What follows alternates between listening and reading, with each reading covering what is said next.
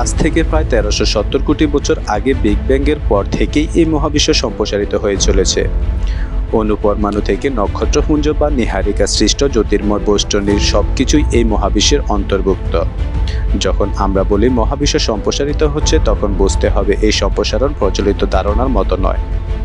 সম্প্রসারণ হচ্ছে এই মহাশূন্যের মধ্যেই, অর্থাৎ আমাদের গ্যালাক্সির বাইরে অন্য গ্যালাক্সিগুলোর অবস্থান পর্যবেক্ষণ করলে দেখা যাবে এগুলো আমাদের গ্যালাক্সি থেকে ক্রমেই দূরে সরে যাচ্ছে। আসলে অন্যভাবে বলা যায় যে গ্যালাক্সিগুলো একে অপরের থেকে দূরে সরে যাচ্ছে। এই অর্থে মহাবিশ্ব সম্প্রসারিত হচ্ছে। দূরের গ্যালাক্সিগুলো সবচেয়ে বেশি দ্রুত দূরে সরে যাচ্ছে এবং ওদের গতি ক্রমাগতই বাড়ছে। এই জন্য বলা হয় মহাশূন্যের সম্প্রসারণ ঘটছে ত্বরণ গতিতে। এই ধরনের সম্প্রসারণ বোঝার জন্য আমরা একটি উদাহরণ দিতে পারি। ধরা যাক কিছু ছোট রঙিন বিন্দু চিত্রিত করে একটি বেলুনে ফু দিয়ে ফোলাচ্ছি। দেখা যাবে বিন্দুগুলো ক্রমেই একে অপরের কাছ থেকে দূরে সরে যাচ্ছে।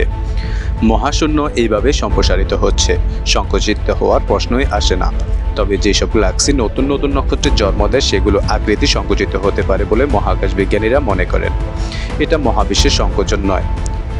ধারণা করা হয় কয়েকশো কোটি বছরের মধ্যেই আমাদের গ্যালাক্সির ছায়াপথে নতুন নতুন নক্ষত্র সৃষ্টি বন্ধ হয়ে যাবে। সাধারণ পর্যবেক্ষণ থেকে বলা যায় অনাদিকাল ধরে মহাবিশ্ব সম্প্রসারিত হবে। এর ফলে মহাবিশ্ব শীতল হতে থাকবে এবং এক সময় প্রাণের অস্তিত্ব বিপন্ন হবে। এরকম একটি সম্ভাব্য পরিস্থিতি আগে হিট ডেথ নামে পরিচিত ছিল। এখন বিগ ব্যাংয়ের সঙ্গে মিল রেখে বলা হয় বিগ চিল বা বিগ ফ্রিজ।